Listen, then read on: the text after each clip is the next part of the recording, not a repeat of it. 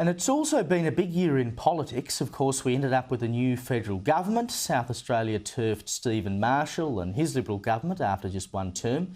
And Daniel Andrews was emphatically returned as Victorian Premier, would you believe it, with an extra seat up his sleeve.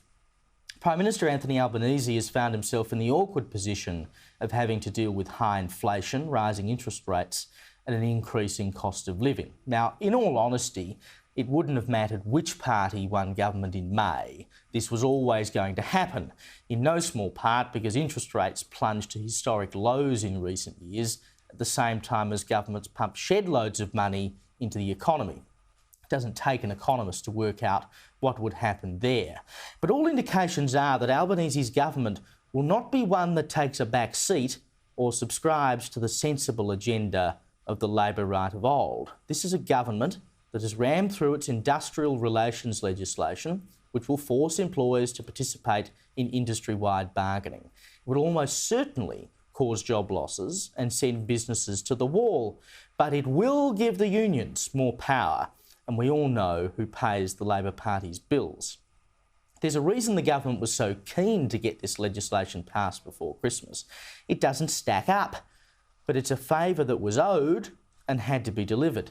Likewise, the Indigenous voice to Parliament, which of course there's no solid plan for, and we will not be shown any solid plan or any kind of thorough explanation of how it would work before it goes to a referendum.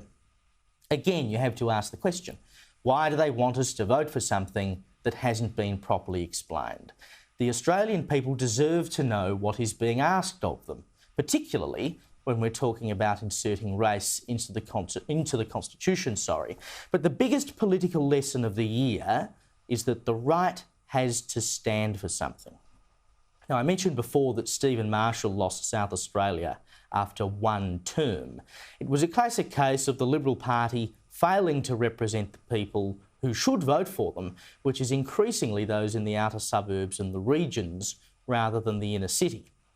Now, his government annoyed the business community by trying to jack up land tax and then imposing COVID restrictions on the hospitality sector that were harsher than those interstate.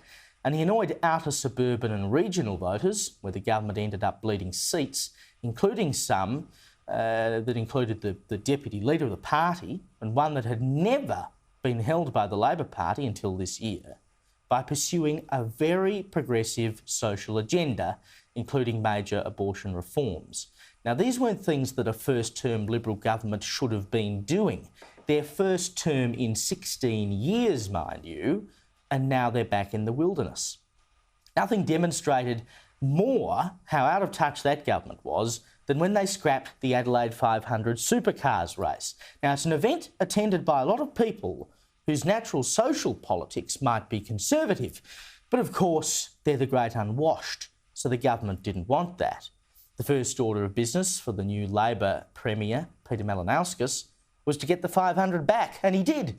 And it was staged last month with great success. You don't win elections by trying to out-left the left. Just ask Matthew Guy here in Victoria. The Coalition took a green agenda to the election last month, which helped them in inner city seats, but it failed to turn the dial anywhere else. Coalition voters felt like they had nothing to vote for because there was no huge difference between the agendas of the Andrews government and the Guy opposition. If right-leaning parties want to get back on the map in Australia, they have to start believing in something.